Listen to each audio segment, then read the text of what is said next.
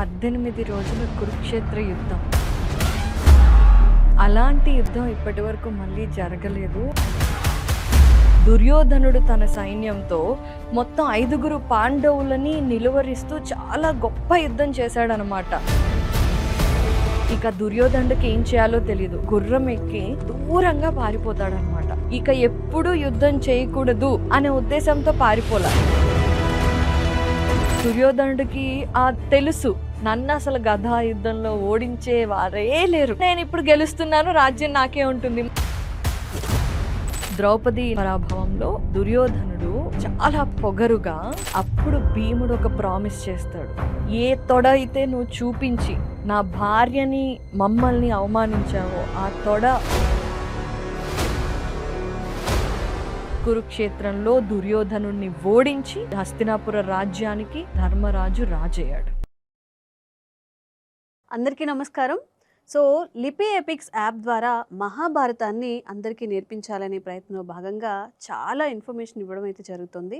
మరి చాలా తక్కువ మందికి మహాభారతంలో తెలిసిన విలువైన సమాచారాన్ని, చాలా తక్కువ మందికి తెలిసిన సమాచారాన్ని ఈరోజు మనం మాట్లాడతాము.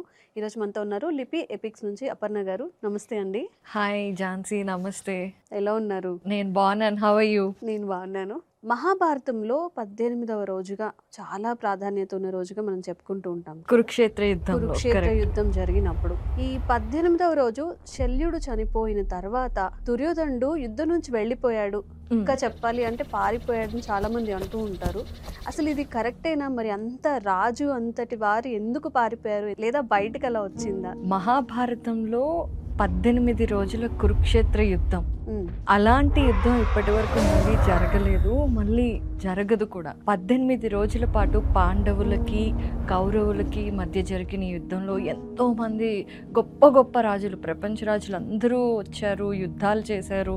కొంతమంది కౌరవ సేన వైపు నుండి యుద్ధం చేస్తే కొంతమంది పాండవ సేన నుండి యుద్ధం చేశారు. నిజానికి దుర్యోధనుడి సేన చాలా బలమైనది. 11 అక్షౌహిణుల సేన దుర్యోధనుడి వైపు నుండి యుద్ధం చేస్తే పాండవుల సేన మాత్రం 7 అక్షౌహిణులే.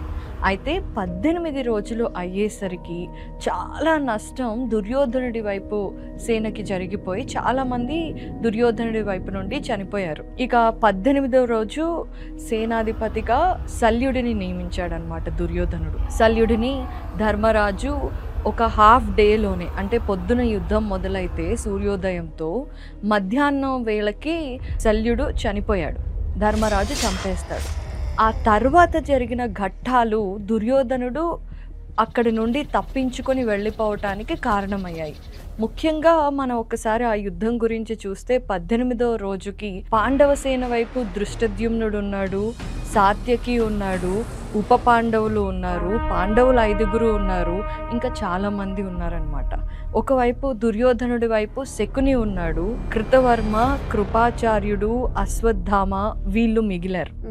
అయితే ఇక శల్యుడు చనిపోయిన తర్వాత ఇంకా ఏమీ తోచలేదు. దుర్యోధనుడి సైన్యం అంతా అతలాకుతలం అయిపోయి పరిగెత్తి పారిపోతున్నారనమాట. అప్పుడు దుర్యోధనుడు ఏం చేశాడంటే, పిరికి పందల్లాగా పారిపోయి చనిపోవటం అనేది మనకి తగదు. యుద్ధంలోకి వచ్చిన తరువాత వెన్ను చూపి పారిపోవటం కంటే యుద్ధంలో చనిపోయి స్వర్గానికి వెళ్ళటమే సరైన పని, రండి సైనికులారా అని దుర్యోధనుడి వైపు ఉన్న సైన్యం మొత్తాన్ని మోటివేట్ చేశాడు. సో డెఫినెట్గా సైన్యం అంతా కూడా మోటివేట్ అయ్యారు, అందరూ మళ్ళీ యుద్ధానికి వచ్చారు. ఎవరైతే కృతవర్మ, కృపాచార్యుడు, అశ్వత్థామ ఉన్నారో వాళ్ళందరూ పాండవుల వైపు ఉన్న దృష్టద్యుమ్నుడు, శిఖండి వీళ్ళతో యుద్ధం చేస్తుంటే దుర్యోధనుడు తన సైన్యంతో మొత్తం 5 పాండవులని నిలువరిస్తూ చాలా గొప్ప యుద్ధం చేశాడనమాట. పాండవులేమో దుర్యోధనుడిని చంపటం అనేది ఆ యుద్ధంలో టాస్క్ కదా, వాళ్ళ ఎండ్ గోల్ అదే. ధర్మరాజు ఏం చేస్తాడంటే, ఇలా అయితే కుదరదు, దుర్యోధనుడిని మనం ఎలాగైనా మట్టుపట్టాలి, సో స్ట్రాంగ్గా ఫైటింగ్ చేయాలి అని స్ట్రాటజీ వేస్తూ ఉంటారు. ఈలోపు దుర్యోధనుడు ఒక్కడే యుద్ధం చేస్తున్నాడు కదా అని శకుని కొడుకు ఉలూకుడు కూడా వస్తాడనమాట. ధర్మరాజు ఏం చేస్తాడు, సహదేవుడికి చెప్తాడు, నువ్వు శకునిని ఉలూకుడిని మట్టుపెట్టు, మేము ఇక్కడ చూస్తాము అని చెప్పి ఇటువైపు ధర్మరాజు దుర్యోధనుడు యుద్ధం చేస్తూ ఉంటారు. ఒకవైపు సహదేవుడు వెళ్ళి శకునిని ఉలూకుడిని చంపటానికి ప్రయత్నిస్తూ ఉంటారు. కృపాచార్యుడు, కృతవర్మ, అశ్వత్థామ వీళ్ళని మట్టు పెట్టడానికేమో నకులుడు, భీముడు వీళ్ళందరూ వెళ్తారు. ఈ 18 రోజుల్లో అర్జునుడిని మాటి మాటికి డీవియేట్ చేస్తూ ఉండేవాళ్ళు సంసప్తకులు అనమాట. సంసప్తకులు అనేది చాలా పెద్ద సైన్యం. కురుక్షేత్రం మొదటి రోజు నుండి 18వ రోజు వరకు కూడా దుర్యోధనుడిని కాపాడటానికైనా లేదంటే ఇంకెవరినన్నా గొప్ప అభిమన్యుడిని చంపడానికి స్ట్రాటజీ వేసినప్పుడు కూడా అర్జునుడు అక్కడ లేకపోవటానికి కారణం సంసప్తకులు ఛాలెంజ్ చేసి ఎక్కడికో తీసుకువెళ్ళి అర్జునుడితో యుద్ధం చేస్తారనమాట. అలా ఇప్పుడు కూడా సంసప్తకులలో అందరూ చనిపోయిన కొంత సైన్యం మిగిలింది. వాళ్ళు మళ్ళీ అర్జునుడిని ఆక్యుపై చేసి ఆయనతో యుద్ధం చేస్తున్నారు. సహదేవుడు చాలా కోపం మీద ఉన్నాడు. ఎందుకంటే శకుని జూదం విషయంలో ఆ ఘట్టం మొత్తంలో ఇంత దారుణం జరగడానికి కారణమే శకుని అనమాట. శకునిని ఫస్ట్ టార్గెట్ చేసిన సహదేవుడు తనతో ఉన్న కొడుకుని చంపేశాడు, ఉలూకుడిని. శకునికి చాలా బాధ, కోపం, ఉక్రోషం వచ్చి సహదేవుడి రథాన్ని విరక్కొట్టేస్తాడు. రథాన్ని విరక్కొట్టినా సరే సహదేవుడు ఊరుకోడనమాట. బల్లెం తీసుకొని అతనితో యుద్ధం చేస్తూ అతని రథాన్ని మొత్తాన్ని విరక్కొట్టేసి శకునిని అస్త్రాలు లేని వాడిని చేసేస్తాడు. అస్త్రాలన్నీ ఉండవు, రథసారథి చనిపోతాడు, గుర్రాలు చనిపోతాయి. అన్నీ చనిపోయిన తర్వాత శకుని దగ్గరికి వచ్చి సహదేవుడు, మూర్ఖుడా, నీకున్న ఈ బుద్ధి ఏదైతే ఉందో దానివల్ల ఎంతో నష్టం జరిగింది చూడు, ఎంతమంది ప్రాణాలు పోయాయో చూడు. నువ్వు జూదం విషయంలో మమ్మల్ని చూసి నవ్వావు మేము ఓడిపోయినప్పుడు. మాకు జరిగిన అవమానాలన్నిటికీ నువ్వే కారణం. ఈరోజు నిన్ను చంపి నా మనసును శాంతింపపరుచుకుంటాను అని చెప్పి ఆ బల్లాన్ని ఇలా విసిరితే డైరెక్ట్గా శకుని గుండెల్లో దిగుతుంది. అలా శకుని, ఉలూకుడు చనిపోతాడు. ఇంకొక వైపు భీముడు, కృతవర్మ, కృపాచార్య, అశ్వత్థామని అష్ట కష్టాలు పెడితే వాళ్ళు ముగ్గురు తప్పించుకొని ఎటో పారిపోతారు. ఆ యుద్ధం ఎక్కడ జరుగుతుందో ఆ కురుక్షేత్రం చుట్టుపక్కల కూడా ఉండరనమాట. కృతవర్మ గుర్రాలు అన్నీ చచ్చిపోతాయి. అశ్వత్థామకి ఎటెల్లాలో తెలీదు, పారిపోవటానికి అసలు ఏం తెలియకపోతే అప్పుడు కృపాచార్యుడు రథంలో వచ్చి వీళ్ళ ఇద్దరిని ఎక్కించుకొని అక్కడి నుంచి వెళ్ళిపోతాడు. ఇక అర్జునుడు సంసప్తకులను చంపే పనిలో ఉన్నాడు. మరోవైపు ధర్మరాజు, దుర్యోధనుడు యుద్ధం చేసుకుంటున్నారు కదా. ఫస్ట్లో దుర్యోధనుడు పై చేయిలో ధర్మరాజుతో బాగా యుద్ధం చేశాడు. ధర్మరాజుకి దుర్యోధనుడు చేసిన విషయాలన్నీ గుర్తొచ్చాయి. లక్క గృహంలో వాళ్ళని కష్టపెట్టడం దగ్గర నుంచి, మోసం చేయటం జూదంలో, అరణ్యవాసానికి వెళ్ళినప్పుడు ఘోషయాత్రలో పడిన అవమానాలు, ఇవన్నీ గుర్తొచ్చి ధర్మరాజు ఏం చేస్తాడంటే వరుసగా బాణాలు వేసి దుర్యోధనుడి రథసారథిని చంపేస్తాడు. తర్వాత రథం కూడా విరక్కొడతాడు. ఇక దుర్యోధనుడికి ఏం చేయాలో తెలియదు. ఒకవైపు చూస్తే శకుని చచ్చిపోయాడు. దుర్యోధనుడికి శకుని అంటే రైట్ హ్యాండ్ లాగా. సో శకుని కూడా చనిపోయాడు. కృతవర్మ, కృపాచార్య, అశ్వత్థామ అసలు కనిపించట్లేదు యుద్ధంలో. ఎక్కడ చూసినా సైనికులు తలా దిక్కుకి వెళ్ళిపోతున్నారు. నేను ఒక్కడనే అయిపోయాను నేను. ఇంకా ఏం చేయాలో తెలియక గుర్రం తీసుకొని గుర్రం ఎక్కి దూరంగా పారిపోతాడనమాట. దుర్యోధనుడిని వెంబడిస్తూ దుర్యోధనుడిని పట్టుకోవాలని పాండవులందరూ ఆయన వెనక పరిగెడతారు. బట్ వీళ్ళు రథాలలో వస్తున్నారు. కానీ ఆయన ఒక గుర్రం మీద పరిగెత్తాడు. So he was faster to escape. ఒకవైపు దుర్యోధనుడు పారిపోయాడు. దుర్యోధనుడు ఇక ఎప్పుడూ యుద్ధం చేయకూడదు అనే ఉద్దేశంతో పారిపోలా. ఇది ఎందుకో మనం తర్వాత తెలుసుకుందాం. ఎందుకంటే ప్యారలల్గా ఇంకొకటి జరుగుతుందన్నమాట. ఏంటి అంటే మీకు అందరికీ తెలుసు కదా, సంజయుడికి వేదవ్యాసుడు ఒక దివ్య శక్తినిస్తాడు. కురుక్షేత్రం ముందు యుద్ధం జరగటానికి ముందు ఏంటంటే సంజయుడికి ఉన్న దివ్య శక్తి, కురుక్షేత్ర యుద్ధం జరిగినన్ని రోజులు అతను ఆ యుద్ధంలో ఎక్కడికైనా వెళ్ళొచ్చు, ఏదైనా చూడొచ్చు, అంతా కనిపిస్తుంది, అంతా అర్థమవుతుంది. కానీ ఆయన ఎవరికి కనిపించడు. సంజయుడు 18 రోజులు చక్కగా ఆయనకి ఇష్టమైన చోట అంతా తిరిగాడు, కురుక్షేత్రం అంతా చూశాడు. రోజు వచ్చి ఆ రోజు కురుక్షేత్రం యుద్ధంలో ఏం జరిగింది అనేది ధృతరాష్ట్రుడికి చెప్పేవాడు అనమాట. కానీ సడన్ గా ఏమైంది, దుర్యోధనుడు పారిపోగానే సంజయుడికి వచ్చిన దివ్య శక్తి వెళ్ళిపోయింది. ఎందుకని? ఎందుకంటే 18 రోజుల యుద్ధం అంటే ఇండైరెక్ట్ గా యుద్ధం ముగిసింది అని అర్థం అనమాట. సంజయుడు అక్కడ యుద్ధంలో అందరికీ కనిపిస్తున్నాడు. సో సాత్యకి ఏం చేశాడు, మిగిలిన కౌరవ సైన్యంలో ఎవరైతే పరిగెత్తి పారిపోతున్నారో అక్కడ చిన్న చిన్న రాజులు వీళ్ళందరూ ఉంటారు కదా, వాళ్ళందరినీ పట్టుకుంటూ సంజయుడిని కూడా పట్టుకున్నాడు. దృష్టద్యుమ్నుడు వచ్చి వీళ్ళందరూ మనకి విరోధులు కదా, లెట్స్ కిల్ దెమ్ అని అంటే కరెక్ట్గా అదే టైంకి వేదవ్యాసుడు వచ్చి లేదు సంజయుడిని చంపకండి, సంజయుడు దివ్య శక్తితో ఇలా కురుక్షేత్ర యుద్ధం గురించి ధృతరాష్ట్రుడికి చెప్పడానికి నేను పంపించాను అని చెప్పి ఆయన్ని విడిపిస్తారనమాట. విడిపిస్తే సంజయుడు అమ్మో తప్పించుకున్నాను, thank you so much Vedavyasa అని ఆయనకి కృతజ్ఞతలు చెప్పేసి ఇక పరిగెత్తుకుంటూ ధృతరాష్ట్రుడి దగ్గరికి వెళ్ళడానికి హస్తినాపురానికి బయలుదేరాడు. ప్రాణాలు గుప్పెట్లో పెట్టుకొని పరిగెడుతూ హస్తినాకు వెళుతున్న సంజయుడికి దుర్యోధనుడు కనిపిస్తాడు గుర్రం మీద వెళ్తూ. సంజయుడు చూస్తాడు దుర్యోధనుడిని. దుర్యోధనుడు కళ్ళ నిండా నీళ్లు ఉంటాయి, ముఖంలో ఎప్పుడు దుర్యోధనుడు అంటేనే ఒక కాన్ఫిడెన్స్, గంభీరత అండ్ అలాగే నేనే ఈ ప్రపంచానికి రాజుని అన్న యాటిట్యూడ్ ఆ ముఖంలో కనిపించేదట.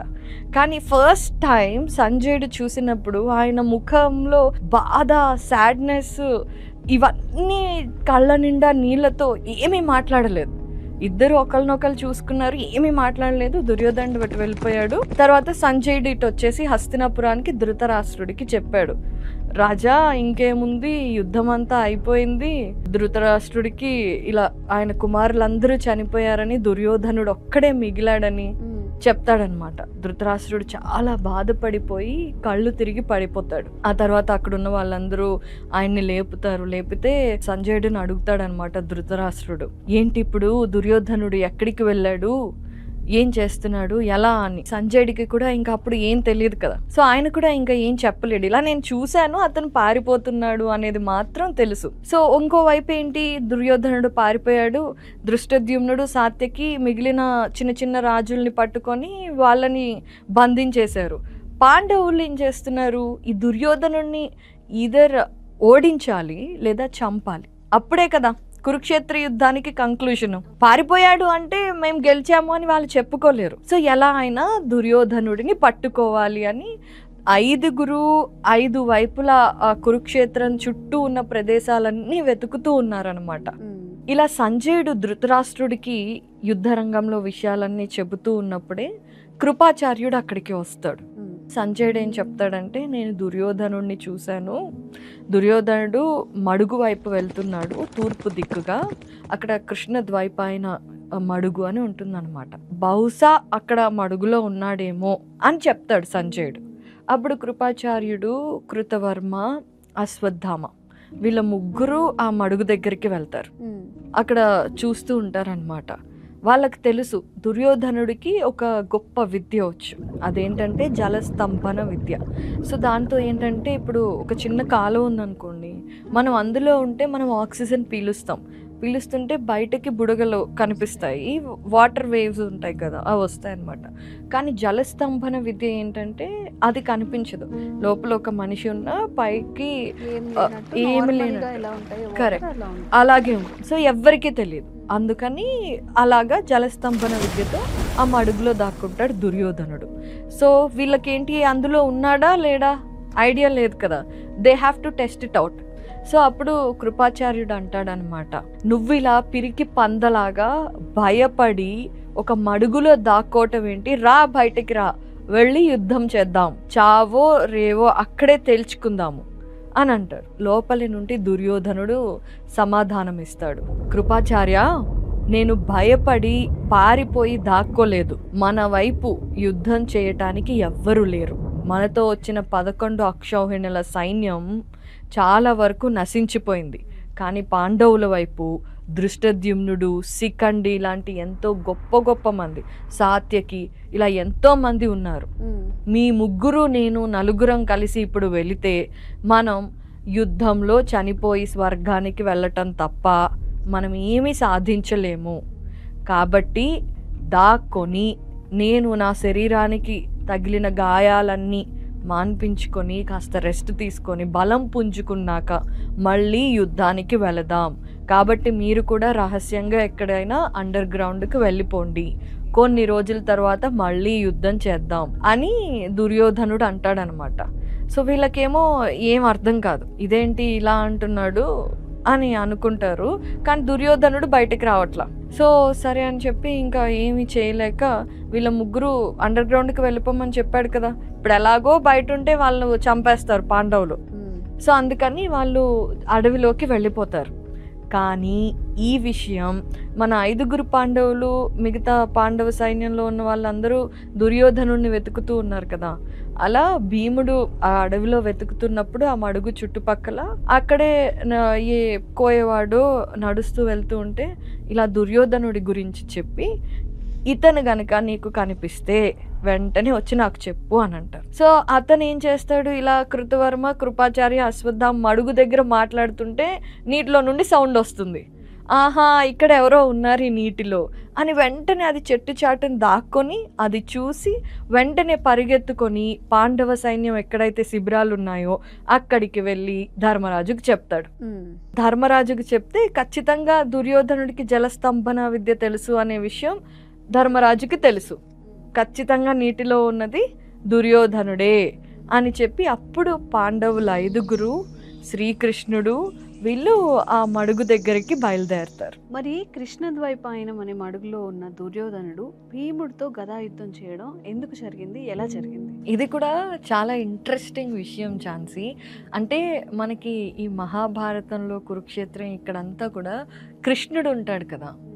కృష్ణుడు చాలా తెలివిగా బయటకు తీసుకురావాలంటే పాండవులకి ఇక్కడ ఇలా చేయండి, ఇక్కడ అలా చేయండి అని చెప్తూ ఉంటారు కదా. అలాగే పాండవులతో పాటు కృష్ణుడు కూడా వచ్చాడు, మిగతా సైన్యం కూడా వచ్చిందనమాట వాళ్ళ వెనకనే ఆ మడుగు దగ్గరికి. ఇక్కడ నిల్చొని చూస్తున్నారు. అప్పుడు కృష్ణుడే చెప్పాడు. కృష్ణుడు ఏమన్నాడంటే ధర్మరాజుతో, యుధిష్ఠిరా, ఖచ్చితంగా ఈ మడుగులోనే దుర్యోధనుడు ఉన్నాడు, నాకు అది తెలుసు, కానీ తను బయటకు రాడు. కాబట్టి ఎలా అయితే తను మాయతో ఆ మడుగు లోపల దాక్కున్నాడు, అలాగే నువ్వు కూడా ఆ మాయతోని అతనిని బయటకు తీసుకురావాలి అని చెప్పాడనమాట. సో అందరూ చాలా సైన్యము పాండవులు అందరూ బయట ఉన్నారు, దుర్యోధనుడు మడుగు లోపల ఉన్నాడు. నేను ఎలా వెళ్తాను బయటకి, నేను వెళ్ళను కదా అని. సో ధర్మరాజు అటు ఇటు తిరుగుతూ ఆలోచిస్తున్నాడు, మన దుర్యోధనుడిని ఎలా బయటకు తీసుకురావాలి అని. ఆలోచించి ధర్మరాజు తెలివిగా దుర్యోధనుడితో మాట్లాడటం మొదలు పెట్టాడనమాట.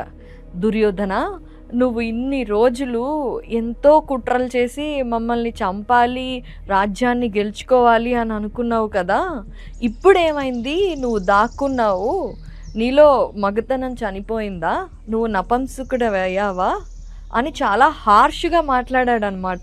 దుర్యోధనుడికి అసలే రెచ్చగొడితే రోషం వచ్చేస్తుంది కదా, కానీ ఇక్కడ కొంచెం సెటిల్డ్గానే మాట్లాడాడు. ఊరికే డింగ్ అని బయటకు వచ్చేసేలా రాకుండా లోపల నుండే సమాధానం చెప్పాడనమాట. ధర్మరాజా, నువ్వు చాలా బాగా మాట్లాడుతున్నావు, నన్ను రెచ్చగొట్టడానికి.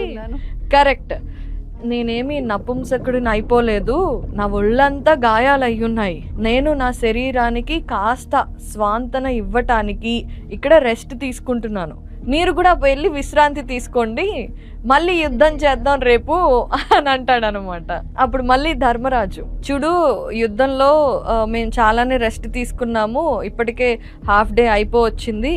అంటే మధ్యాహ్నానికి శల్యుడిని చంపేశారు, ఇది ఆల్మోస్ట్ ఈవినింగ్ టైం, మేము తీసుకున్నాను రెస్ట్, నువ్వు కూడా మడుగులో దాక్కొని బాగానే రెస్ట్ తీసుకున్నావు కదా, ఇంకా చాలే బయటకు రా అని అంటాడనమాట. అంటే దుర్యోధనుడు, లేదు, నా దగ్గర, మీ దగ్గరేమో పాండవులు 5 ఉన్నారు, మీరు ఇంకా దృష్టద్యుమ్నుడు, శిఖండి, సైన్యం, రథాలు, గుర్రాలు అన్నీ ఉన్నాయి కదా, మరి నా దగ్గర కేవలం నేను కాపాడుకొని తెచ్చుకున్న గద మాత్రమే ఉంది, ఇలా నేను ఎలా యుద్ధం చేస్తాను, ఇది అన్యాయం అవుతుంది అని అంటాడనమాట. అయితే ధర్మరాజు ఏమంటాడు, బాగా ఆలోచించి, దుర్యోధన, నువ్వు అసలు మనిషివేనా? నీ కోసం కర్ణుడు, ద్రోణాచార్యుడు, భీష్ముడు వీళ్ళందరూ ప్రాణత్యాగం చేశారు కదా, అలాంటిది వాళ్ళ ప్రాణత్యాగానికి నువ్వు కొంచెం కూడా విలువనివ్వలేవా అని అంటాడనమాట. వాళ్ళ ప్రాణాలకి నేను ఖచ్చితంగా విలువనిస్తున్నాను, నేను ఇప్పుడు ఒంటరి వాడిని అయిపోయాను, నేను ఇప్పుడు మీతో యుద్ధం చేయలేను, అయినా అలాంటి గొప్ప వాళ్ళు, నా కుటుంబం, నా తమ్ముళ్ళు అందరూ చనిపోయారు. ఇప్పుడు ఈ రాజ్యం నేను తీసుకొని ఏం ఆనందపడతాను, నాకు ఇక రాజ్యం మీద ఆశే లేదు. ఆ రాజ్యం నేను నీకు ఇచ్చేస్తున్నాను, నువ్వు తీసుకొని నీ తమ్ముళ్ళతో ఆనందంగా ఉండు. నీ తమ్ముళ్ళు అందరూ బాగానే ఉన్నారు కదా, నువ్వు రాజ్యంతో సుఖ సంతోషాలు అనుభవించు, నేను అడవులకు వెళ్ళిపోయి బ్రతికేస్తాను, నీకు రాజ్యాన్ని ఇచ్చేస్తున్నాను అని అంటాడు దుర్యోధనుడు. ఇక్కడే ఆలోచించాలి. ఇప్పుడు దుర్యోధనుడు నేను నీకు రాజ్యం ఇస్తున్నా అంటున్నాడు. That doesn't come as win కదా ఎప్పుడైనా. సో కరెక్ట్, ఏదో దానం చేస్తున్నట్టుగా అనిపిస్తుంది. సో ధర్మరాజు దానికి ఒప్పుకోడు. నువ్వు నాకు ఇచ్చేదేంటి, ఎగ్జాక్ట్లీ నువ్వు నాకు ఇచ్చేదేంటి, నువ్వు ముందు బయటకు రా, బయటకు వచ్చి నువ్వు యుద్ధం చేయి, మమ్మల్ని చంపితే నువ్వు రాజ్యం ఉంచుకో, నువ్వు ఒంటరిగానే ఒక్కడివే అనుభవించు, మేమేం కాదనట్లేదు కదా. మాకు నువ్వు అడవులకి పంపించినప్పుడు ఉద్యోగ పర్వంలో సంధి చేసుకోవటానికి, యుద్ధం జరగకుండా ఉండటానికి రాయబారాలు ఎన్నో చేస్తారు. అప్పుడు 5 ఊర్లు అడిగితే నువ్వు సూది మొన కూడా ఇవ్వను అని రాయబారానికి వచ్చిన కృష్ణుడిని బంధించాలనుకున్నావు, ఇప్పుడు ఇస్తా అంటున్నావు. నువ్వు ఇచ్చేది మాకేం అవసరం లేదు. నీకు నిజంగా నీ స్నేహితులు, నీ బంధువులు, నీ తమ్ముళ్ళ మీద కాస్త అయినా ప్రేమ ఉంటే, వాళ్ళ ప్రాణత్యాగానికి నువ్వు రెస్పెక్ట్ ఇస్తే నువ్వు బయటకు వచ్చి యుద్ధం చేయి. నీకు నేనే ఒక వరం ఇస్తున్నా, నీ రాజ్యం నాకొద్దు, నేనే నీకు ఒక వరం ఇస్తున్నా. ఇప్పుడు మేము ఎంతో మంది ఉన్నాము, మా దగ్గర ఎంతో బలం ఉందని కదా, నువ్వు ఒంటరి వాడివని కదా నువ్వు భయపడుతున్నావు. నువ్వు నీ దగ్గర ఉన్న గదతోనే యుద్ధం చేయి. మా పాండవులలో ఎవరో ఒక్కళ్ళనే చూస్ చేసుకో, నీ ఇష్టమైన వారితో, నీ దగ్గర ఉన్న ఏదైతే ఆయుధం ఉందో అలాంటి ఆయుధంతోనే మా వాళ్ళు కూడా, నువ్వు ఎవరినైతే సెలెక్ట్ చేసుకుంటావో వాళ్ళే యుద్ధం చేస్తారు. వాళ్ళని నువ్వు ఓడిస్తే నేనే నిన్ను రాజ్యం అడగకుండా మేము వెళ్ళిపోతాం. లేదు నువ్వు ఓడిపోయావా, నువ్వు వీర స్వర్గానికి వెళ్తావు. నిజంగా నువ్వు మగవాడివి అయితే, నీలో నపుంసకత్వం లేకపోతే నువ్వు మడుగులో నుంచి బయటకి వచ్చి ఈ ఛాలెంజ్ని యాక్సెప్ట్ చెయ్యి అని అంటాడు. దుర్యోధనుడికి ఇంకేం కావాలి? దుర్యోధనుడు బేసిక్గా గదా యుద్ధంలో ప్రపంచంలోనే అందరికంటే గొప్పవాడనమాట. బలరాముడి దగ్గర నేర్చుకుంటారు. భీముడు అలాగే దుర్యోధనుడు వీళ్ళందరూ కూడా గదా యుద్ధం బలరాముడి దగ్గర నేర్చుకుంటారు. సో దుర్యోధనుడికి తెలుసు, నన్ను అసలు గదా యుద్ధంలో ఓడించే వారే లేరు, సో నేను ఇప్పుడు గెలుస్తున్నాను, రాజ్యం నాకే ఉంటుంది. మళ్ళీ ఆ దుర్యోధనుడు ఏంటంటే ఆశ. సో ఆ ఆశతో వెంటనే బయటకు వచ్చేస్తాడనమాట. కానీ దుర్యోధనుడికి డౌటు, బయటకైతే వచ్చాడు కానీ వీళ్ళు చాలా మంది సైన్యం ఉంది, పాండవులు ఉన్నారు, శ్రీకృష్ణుడు ఉన్నాడు, అందరూ ఉన్నారు కదా. సో డౌట్ ఏంటంటే బయటకైతే తీసుకొచ్చాడు కానీ అందరూ కలిసి యుద్ధం చేస్తే నేను ఏం చేయగలుగుతాడు, అందరూ కలిసి చంపేస్తే ఏం చేయలేడు కదా. సో రాగానే ఫస్ట్ ధర్మరాజుతో అంటాడు, తెలుసు ధర్మరాజు ధర్మము మాట తప్పడు అని. ధర్మరాజా నువ్వు నాకు మాట ఇచ్చావు, వరం ఇచ్చావు, గుర్తుంది కదా, నాతో ఒక్కడే యుద్ధం చేయాలి, నేను సెలెక్ట్ చేసుకున్న వాడే చెయ్యాలి, అప్పుడే నువ్వు గెలిచినట్టు, నేను ఓడిపోతే అని అంటాడు. ధర్మరాజు సరే నువ్వు పాండవుల్లో మా 5గురిలో ఎవరో ఒకళ్ళని సెలెక్ట్ చేసుకో అంటాడు. ఇక్కడే ఒక చిన్న ట్విస్ట్. ధర్మరాజు చాలా టాక్టిక్గా ఏం చేశాడంటే, యుధిష్ఠరుడిని కానీ, అర్జునుడిని కానీ, నకులుడిని కానీ, సహదేవుడిని కానీ వీళ్ళ 4గురిలో ఎవరినన్నా సెలెక్ట్ చేసుకుంటే, వాళ్ళ అర్జునుడేంటి బాణాల విద్యలో, అస్త్రాల విద్యలో చాలా నెంబర్ 1, వరల్డ్స్ నెంబర్ 1 అనమాట. కానీ గదా యుద్ధంలో కాదు. యుధిష్ఠరుడు, నకులుడు, సహదేవుడు కూడా వాళ్ళ స్కిల్ సెట్ వేరు. ఇక్కడ స్కిల్ సెట్ కేవలం భీముడికే గదా యుద్ధంలో ఉంది. సో ఎట్టి పరిస్థితుల్లో దుర్యోధనుడు భీముడినే సెలెక్ట్ చేసుకోవాలి. సో దుర్యోధనుడు ఏం చేశాడు, పాండవుల్లో ఎవరిని సెలెక్ట్ చేసుకోవాలా అని ఆలోచిస్తున్నాడు. మరి గదా యుద్ధంలో భీముడికి మాత్రమే నైపుణ్యం ఉంది, ఆయన్నే చూస్ చేసుకునేలాగా ధర్మరాజు ఎలాంటి టాక్టిక్స్ అక్కడ ప్రయోగించారు దుర్యోధను మీద? అందుకేమంటే మహాభారతం మన లైఫ్ కి చాలా అన్వయించుకోగలుగుతాము అంటానికి, పరిస్థితులకు తగ్గట్టుగా ప్రవర్తించాల్సి వస్తుంది అన్నట్టు. చాలా చిన్న చిన్న విషయాలు కూడా మహాభారతంలో జరిగిన విషయాల నుండి మనం చాలా నేర్చుకోవచ్చు. ఫర్ ఎగ్జాంపుల్ మనల్ని ఎవరన్నా ఏదన్నా ఒక మాట అంటే చాలా మందికి సిర్రని కోపం వచ్చేస్తుంది, ఫాట్ ఫాట్ ఫాట్ అని ఏర్పడితే మాటలు అనేస్తుంటారు, తర్వాత ఫీల్ అవుతూ ఉంటారు. ఎగ్జాక్ట్లీ. సో అలా రెచ్చగొడితే రెచ్చిపోవటం అనేది వీక్నెస్. సో అది దుర్యోధనుడికి ఉంది, మనందరికీ తెలుసు కదా. సో అలా ఉందన్న విషయం ధర్మరాజుకి చాలా బాగా తెలుసు. సో ధర్మరాజు భీముడితో ఇలా సైగ చేస్తాడనమాట. భీముడు వెంటనే అర్థం చేసుకొని అక్కడ దుర్యోధనుడేమో కవచాలు తడుక్కుంటూ ఆలోచిస్తూ ఉంటాడు ఎవరిని సెలెక్ట్ చేసుకోవాలి అనేసి. ఈ లోపు మన భీముడు ఏం చేస్తాడు, భీముడికి కూడా రోషం ఉక్రోషం ఎక్కువ, దుర్యోధనుడు అంటే చాలా కోపం అన్నమాట. దుర్యోధన ముందుకెళ్ళి, దుర్యోధన నీ 100 మంది తమ్ముళ్ళని నేనే చంపాను, నేను అప్పుడు కౌరవ సభలో ఎప్పుడైతే ద్రౌపదికి అవమానం జరుగుతుందో అప్పుడు భీముడు మాట ఇస్తాడనమాట, అంటే ప్రామిస్ చేస్తాడు, ఈరోజు ఎవరైతే నా భార్యని అవమానించారో వాళ్ళందరినీ ఒక్కొక్కరిని గుర్తు పెట్టుకొని మరీ యుద్ధంలో చంపుతాను అని. అలాగే చంపేస్తాడు. సో అలా నేనే చంపాను, దుశ్శాసనుడినైతే పొట్ట చీల్చి, రొమ్ము చీల్చి, నరాలు పేగులు బయటకి తీసి చంపాను అని ఒక్కొక్కరిని ఎలా చంపాడు అనేది వివరిస్తాడనమాట. వివరిస్తే ఇంకా దుర్యోధనుడిలో రోషం వచ్చేసి, హే నువ్వు ముందు నాతో యుద్ధం చేయి, నా గదతో సమానమైన గద ఇంకొకటి ప్రపంచంలోనే లేదు, నా తమ్ముళ్ళని అందరినీ నువ్వు చంపావు కదా, నిన్ను చంపి నేను ఆ పగ తీర్చుకుంటాను అని చెప్పి దుర్యోధనుడు రెచ్చిపోయి యుద్ధానికి రమ్మంటాడు. So automatically he chose Bhima. So భీముడిని చూస్ చేసుకున్నాడు అని అక్కడ అందరూ ఆనందపడతారనమాట. కానీ ఒక్కళ్ళు మాత్రం చాలా కోపంగా ఉంటారు. అతను ఎవరంటే కృష్ణుడికి ధర్మరాజు మీద కోపం వస్తుంది. పక్కకి తీసుకువెళ్ళి కృష్ణుడు అంటాడు, నీకు అసలు బుద్ధుందా, ఇంత కష్టపడి ఇంత యుద్ధం జరిగి ఇంత చేస్తే నువ్వు చటక్కని ఇలాంటి వరం ఇస్తావేంటి, ఇప్పుడు ఏదన్నా జరిగితే ఎలా, మళ్ళీ చూస్తుంటే నువ్వు యుద్ధం చేయమనడం ఎగ్జాక్ట్లీ సరైన నిర్ణయం కాదు అని, అలాంటి ఆప్షన్ ఇవ్వటం సరైన నిర్ణయం కాదు అని అనేస్తాడు శ్రీకృష్ణుడు. చూస్తుంటే మీరు అందరూ మళ్ళీ వనవాసానికి వెళ్ళేటట్టే ఉన్నారు, ఇలా అయితే ఎలా ధర్మరాజా అని. ధర్మరాజు లేదు కృష్ణ, అలా అనకపోతే బయటకు రాడు కదా, అయినా నాకు భీముడి మీద నమ్మకం ఉంది అని అంటాడు. భీముడు కూడా వచ్చి నేను చంపగలుగుతాను, నాకు చాలా బలం ఉంది, నాకు చాలా నైపుణ్యం ఉంది, తన గొప్ప చెప్పుకుంటాడనమాట, నేను కూడా దుర్యోధనుడికి ఈక్వల్గా ఫైటింగ్ చేయగలుగుతాను అని. ఇంతలోనే బలరాముడు వస్తాడు. బలరాముడు యాక్చువల్లీ ఏంటంటే కురుక్షేత్ర యుద్ధం జరుగుతుంది అని తెలిసి అది ఆయనకి ఇష్టం లేదు, కానీ తప్పట్లేదు, జరుగుతోంది. అక్కడ నుంచి మరి ఏం చేయాలి, అక్కడే ఉంటే యుద్ధంలో పార్టిసిపేట్ చేయాలి, యుద్ధంలో పార్టిసిపేట్ చేయకపోయినా ప్రతిరోజు ఎన్నో లక్షల మంది చనిపోతున్నారు అన్న విషయం తెలిసి తను బాధపడాలి. సరే నా వల్ల కాదు అని చెప్పి తీర్థయాత్రలకి వెళ్ళిపోతాడనమాట కురుక్షేత్రానికి ముందే. సో ఈరోజు తీర్థయాత్రలు చేసుకుంటూ ఇక్కడికి వస్తాడు, కృష్ణద్వైపాయన మడుగు దగ్గరికి.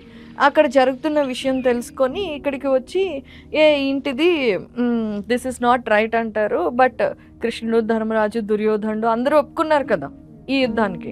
సరే అయితే ఇక్కడ కృష్ణద్వైపాయన మడుగు దగ్గర వద్దు, సమంత పంచకంలో చేద్దాము అని అంటారు.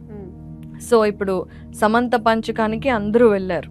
దుర్యోధనుడు గదతో సిద్ధంగా ఉన్నాడు, భీముడు గదతో సిద్ధంగా ఉన్నాడు.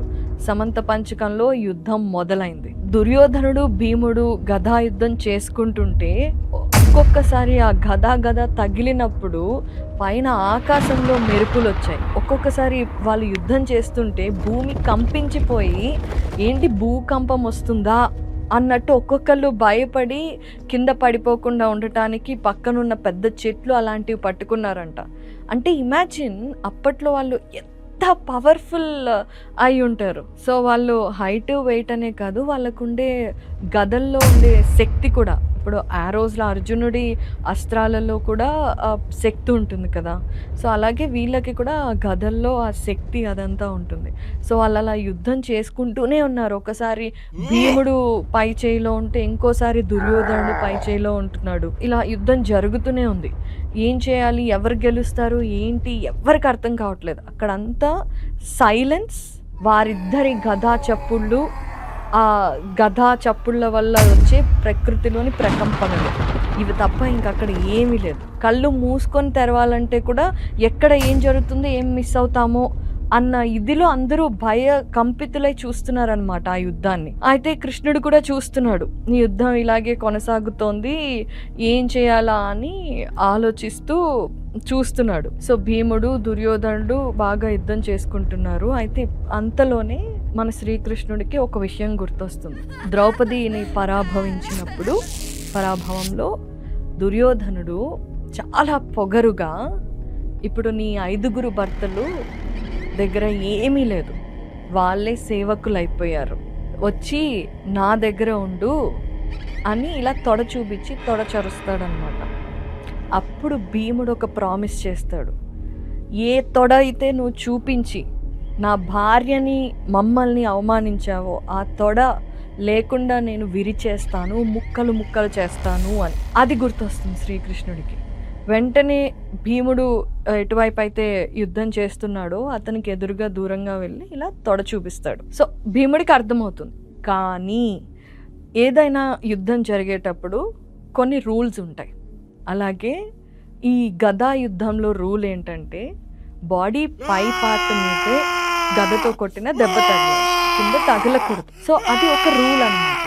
కానీ ఆ రూల్ని మ్యానిపులేట్ చేయటం అంటే ఎలా? నువ్వు ఆ నేల మీద నిలబడి చేస్తే గదా యుద్ధం, ఆకాశంలోకి ఎగిరి చేసేది గదా యుద్ధం అవ్వదు. ఇదొక చిన్న లూప్ హోల్ లాంటిది.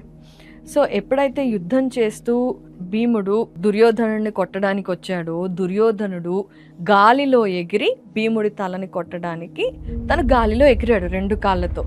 వెంటనే అదే అదునుగా భీముడు ఏం చేశాడంటే దుర్యోధనుడి తొడలని కొట్టేశాడు తన గదలతో.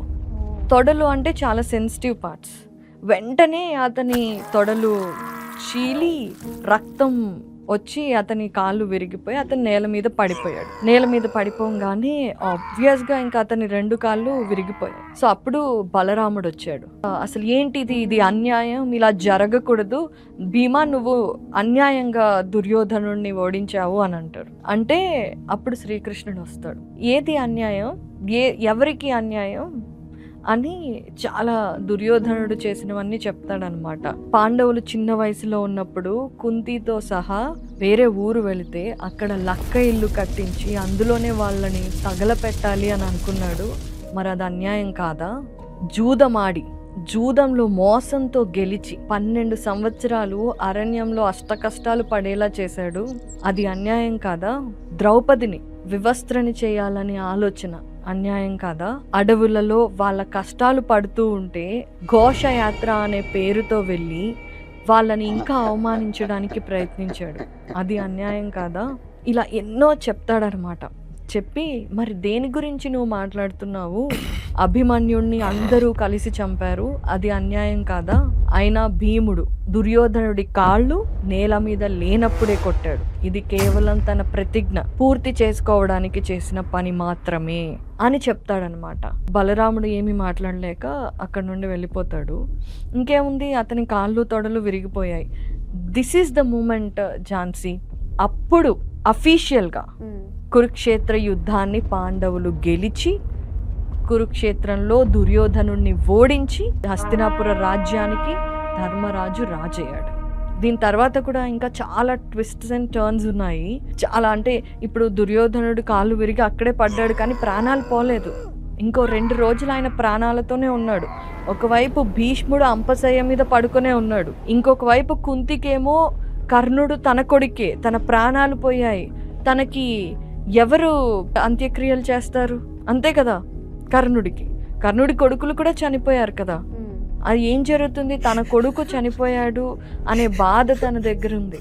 సో ఇలా ఎన్నో ఉన్నాయి. ఒకవైపు అశ్వత్థామకి ద్రోణాచార్యుడిని యుద్ధంలో మోసం చేసి చంపారు పాండవులు అనే కసి, పగ, తన స్నేహితుడైన దుర్యోధనుడికి ఏమి చేయలేకపోతున్నాను అనే బాధ, ఇవన్నీ ఉన్నాయి. ఇవన్నీ కలిపి ఈ నెక్స్ట్ 2 days యుద్ధం అయిపోయిన తర్వాత ఒకవైపు మనోభావాలు, మరోవైపు పగ, కక్ష, ఇంకోవైపు బాధ, ఇవన్నీ చాలా ట్విస్ట్ అండ్ టర్న్స్కి దారితీస్తాయన్నమాట. అవేంటి అనేది నెక్స్ట్ ఎపిసోడ్లో చూద్దాం. కౌరవులు పాండవులు ఇంతవరకే యుద్ధం జరిగింది, చాలా తక్కువ మందికి తెలుసు. యుద్ధం చేసేటప్పుడు దుర్యోధనుడు ఎందుకు పారిపోయాడు, తర్వాత భీముడితో ఎందుకు యుద్ధం చేశాడు అనేది చిన్న పెద్ద వాళ్ళకి అందరికీ అర్థమయ్యేలాగా నేర్చుకున్నాం కదా. నెక్స్ట్ ఏం జరిగింది కూడా మనం ముందు ఎపిసోడ్లో చూద్దాము. థ్యాంక్ యూ సో మచ్ అండి. థ్యాంక్స్ ఝాన్సీ, మీరు కూడా చాలా చక్కగా విన్నారు.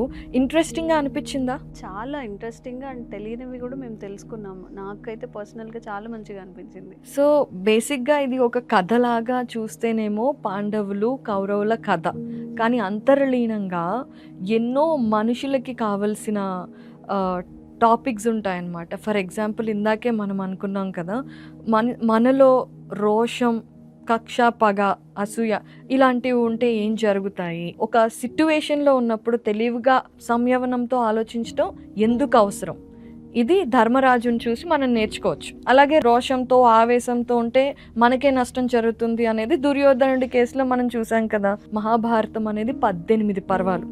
18 పర్వాలు అంటే దాదాపుగా ఒక 400 కథలు మేము లిపి ఎపిక్స్లో కంప్లీట్గా ఒక్కొక్క పర్వంలో పూర్తిగా చిన్నపిల్లల నుండి పెద్దవాళ్ళకి అర్థమయ్యే విధంగా అన్ని పాయింట్లని వ్యాస భారతాన్ని ముఖ్యంగా తీసుకొని ఆడియోల రూపంలో ఇచ్చామన్నమాట.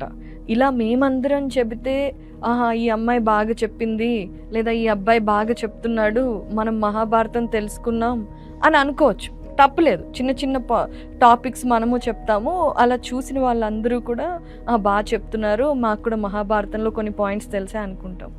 అదే మీరు లిపి ఎపిక్స్ యాప్ డౌన్లోడ్ చేసుకొని రోజుకి 10 నిమిషాలు 99 రోజులు కనుక వింటే పూర్తి మహాభారతం మీకు తెలుస్తుంది. అదే నెక్స్ట్ ఎపిసోడ్కి మహాభారతం వింటూ మీరు ఇలా మేము చెప్పే విన్నారనుకోండి, పొరపాటు నేను ఎక్కడన్నా మిస్టేక్ చెప్తే ఏంటమ్మా నువ్వు ఇలాగ చెప్పావు, మహాభారతంలో ఇది కదమ్మా, సాత్యకి కాదు కృతవర్మ, కృపాచార్యుడు కాదు అశ్వత్థామ అని వాళ్ళే చెప్పగలుగుతారు. ప్లస్ పర్సనల్గా నేను లిపి ఎపిక్స్ యాప్లో మా కంపెనీలో జాయిన్ అయిన తర్వాతే మహాభారతం మొత్తం చదివాను. పర్సనల్గా నేను మహాభారతం అంటే ఏంటి అనే దానికంటే మహాభారతం పూర్తిగా చదువుతున్నప్పుడు మనకి తెలియకుండానే ఒక మెచ్యూరిటీ వస్తుంది. అంటే ధర్మం అధర్మం, ఒక క్యారెక్టర్ డెవలప్మెంట్ అనేది అన్కాన్షియస్గా జరుగుతుందన్నమాట. ఆ జర్నీ చాలా అద్భుతంగా ఉంటుంది. అలాంటి జర్నీ, అలాంటి అప్లిఫ్టింగ్ ప్రతి ఒక్కరూ ఎక్స్పీరియన్స్ చేయాలి. అదే మా ఉద్దేశం కూడా. అందుకే మేము లిపి ఎపిక్స్ యాప్ని క్రియేట్ చేశాము. ఇలా మహాభారతం, రామాయణం కేవలం గ్రంథాలో, హిందూ మతం వాళ్ళు చదువుకోవాల్సిన పుస్తకాలో, భక్తి తత్వమో కాదు. ఇది ఒక మనిషి తన అత్యున్నత స్థాయికి ధర్మ, అర్థ, కామ, మోక్ష ఈ 4 కూడా అత్యున్నత స్థాయిని పొందాలి అంటే ఎలా నడవాలి, ఎలా నడుచుకోవాలి, ఏ పరిస్థితిలో ఎలా ఉండాలి, ఇవన్నీ చెప్పగలిగిన గ్రంథాలు అన్నమాట. అందుకే మనకి ఎప్పుడు మహాభారతాన్ని పంచమ వేదం అంటారు. సో మేమందరం మీ అందరికీ ఉపయోగపడాలని లిపి ఎపిక్స్ యాప్ని తయారు చేశాము. చాలామంది డౌన్లోడ్ చేసుకుంటున్నారు. ఝాన్సీ, మహాభారతంలో ఒక పాయింట్ చెప్తారనమాట. మనందరం మన జనరేషన్కి, జెన్జీకి, మనం జెన్జీ వీళ్ళందరికీ ఉన్న ప్రాబ్లం ఏంటంటే, మీరు చెప్పండి, మనం చేయలేనిది ఏంటి, మనం బాగా చేయాలనుకుంటాము. సో మనం ఎప్పుడైనా ఒక విషయం ఇప్పుడు కూడా మాట్లాడుకుంటే నేను డౌన్లోడ్ చేసేసుకుంటాను, మొత్తం వింటాను, ఒక ఎంకరేజ్మెంట్, ఉత్సుకత వచ్చేస్తుంది. ఈరోజు పోస్ట్పోన్ చేస్తాం, సరే రేపు చేద్దాం, అయ్యాక చేద్దాం, ఇంటికి వెళ్ళాక చేద్దాం అనుకుంటాం, మర్చిపోతూ ఉంటాము. ఎగ్జాక్ట్లీ. సో బేసిక్గా ఏంటంటే కొంతమంది చేస్తారు కూడా, ఈరోజు చేస్తారు, రేపు ఈరోజు 4 కథలు చదివితే రేపు 2 కథలు చదువుతారు, ఎల్లుండి ఒక్క చదువుతారు, ఆ తర్వాత రోజు ఇంకా అసలు ఓపెన్ చేయరు. సో ఇది మనందరికీ ఉన్న కామన్ క్వాలిటీస్ అన్నమాట. క్షమించండి, మీకు లేకుండా ఉండొచ్చు, కామన్గా చెప్తున్నాను, జనరల్గా తప్పుగా అనుకోకండి. సో మహాభారతంలో ఒక పాయింట్ ఉంటుంది, అర్జునుడిని తీసుకున్నా ఎవరిని తీసుకున్నా కూడా, మీరు ఏ విషయంలోనైనా విజయం సాధించాలంటే 2 కావాలి. ఒకటి ఫోకస్, ఓకే, ఇంకొకటి కమిట్మెంట్. ఓకే, మీరు ఎంత కమిటెడ్గా చేసినా ఫోకస్తో చేయకపోతే అది సక్సెస్ అవ్వదు. అండ్ ఎంత ఫోకస్ ఉన్నా కమిట్మెంట్ లేకపోతే అది కూడా సక్సెస్ అవ్వదు. సో ఏదన్నా ఒకటి అనుకుంటే దానికి శ్రద్ధ, కమిట్మెంట్ 2 అవసరం అనేది పదే పదే పదే పదే ఆది పర్వం, సభా పర్వం, అరణ్య పర్వంలో ముఖ్యంగా చెప్తారనమాట. అదెలా అంటే అర్జునుడు విలువిద్య నేర్చుకునే టైంలో అవ్వచ్చు, అర్జునుడు పాశుపతాస్త్రం పొందే విషయంలో అయి ఉండొచ్చు, ఇలా ఎన్నో ఉంటాయి. సో మహాభారతం అనేది ఎవ్రీబడి షుడ్ నో. మేము చెప్తే వినటము, ఇంకెవరన్నా చెప్తే వినటం కాకుండా మీ అంతటా మీరు నేర్చుకొని ట్రై చేస్తూ ఉంటే కరెక్ట్. లిపి ఎపిక్స్లో వ్యాస భారతాన్ని ఎలా ఉందో అలాగే పెట్టాం కాబట్టి అలా విని నెక్స్ట్ టైంకి మీరే మాకు కూడా మహాభారతం తెలుసు, అసలు ఎంత బాగుంటుందో తెలుసా ఝాన్సీ, నాకు మహాభారతం పూర్తిగా తెలుసు అంటే ఒక ఆనందం, ఒక సాటిస్ఫాక్షన్, ఇంకా కాన్ఫిడెన్స్ కూడా వస్తుందన్నమాట. నిజంగా ఎవరో వచ్చి ఒకరు గైడ్ చేస్తున్నట్టు ఒక అప్లిఫ్ట్మెంట్, ఆ సెల్ఫ్ కాన్ఫిడెన్స్ కూడా మనకు కనిపిస్తుందేమో. మహాభారతంతో పాటుగా భగవద్గీత కూడా చాలామంది చెప్తుంటారు, భగవద్గీత చిన్నప్పుడు పిల్లలకి ఎవరైతే అలవాటు చేస్తారో చదవడం, అది పఠించడం, వాళ్ళు స్కూల్లో ఫస్ట్ ర్యాంక్లో ఉంటారు, లైఫ్లో కూడా కొంచెం వెనకబడకుండా కాన్ఫిడెన్స్తో ఉంటారు అని చెప్పి. సో కాకపోతే భగవద్గీత ఏంటంటే, భగవద్గీత కొంచెం ఎన్లైటెండ్ బీయింగ్స్ కోసం అని చెప్పొచ్చు. ఎందుకంటే ఇప్పుడు ఏబిసిడీలు రాకుండా మనం వర్డ్స్ చెప్తే మనకు అర్థం కాదు. చాలామంది భగవద్గీత చదవాలి అనుకొని కూడా కంప్లీట్ చేయలేరు, ఎందుకంటే అది చాలా డీప్ ఇన్ఫర్మేషన్. ఓకే, సో ఆ డీప్ ఇన్ఫర్మేషన్ ముందు మనకు తెలియాలి అంటే ముందు ఏపీఎల్ఈ యాపిల్ రావాలంటే నీకు ఏ ఏంటి పి ఏంటి తెలియాలి కదా. So A to Z alphabets మనకి కథల రూపంలో మహాభారతంలో నేర్పిస్తారు. ఆ మహాభారతం మొత్తం చదివిన తర్వాత ధర్మం, అర్థం, కామం, మోక్షం, ఈ 4 అంటే ఏంటి డిస్టింగ్విషింగ్ చేయటం అంతా అర్థమవుతుంది మనకి. ఆ తర్వాత భగవద్గీతలో శ్రీకృష్ణుడు చెప్పే భగవద్గీత వింటే అప్పుడు మనకి ఇంకా క్లారిటీ వస్తుందన్నమాట. సో భగవద్గీత ఖచ్చితంగా అందరూ తెలుసుకోవాలి, అందరూ చదవాలి. కానీ దానికంటే ముందు ఏబిసిడీలు నేర్చుకోవాలంటే మహాభారతం కూడా నేర్చుకుని ఉంటే ఇంకొంచెం మంచిగా కరెక్ట్ డీప్గా అర్థమయ్యే అవకాశం ఉంటుంది. అవును, ఎందుకంటే భగవద్గీతలో యోగాలు అన్నీ ఉంటాయన్నమాట. సాంఖ్యయోగం దగ్గర నుంచి చాలా యోగములన్నీ నేర్పిస్తారు. అవన్నీ తెలుసుకోవాలి అంటే ముందు మహాభారతం అనేది first step, Kinder garden. So తప్పకుండా మీరు లిపి ఎపిక్స్ యాప్ని డౌన్లోడ్ చేసుకోండి. మహాభారతం పంచమ వేదం అని ఎందుకు అంటారో మీరు వింటూ ఉంటే మీకు అర్థమవుతుంది. మేము చేస్తున్న ఈ సంకల్ప ప్రయత్నం, మా సంకల్పం ఏంటంటే తెలుగు వారందరూ మహాభారతం నేర్చుకోవాలి అని. సో మా సంకల్పానికి మీరు తోడై మా ప్రయత్నానికి మీ సహకారాన్ని అందిస్తారని అనుకుంటున్నాము. And Jhansi, I request you also to download the app. Sure, తప్పకుండా. నెక్స్ట్ టైం కూడా కన్సిస్టెన్సీతో వినడానికి ట్రై చేస్తాను, చదవడానికి, వినడానికి. Thank you so much Jhansi. Thank you అండి.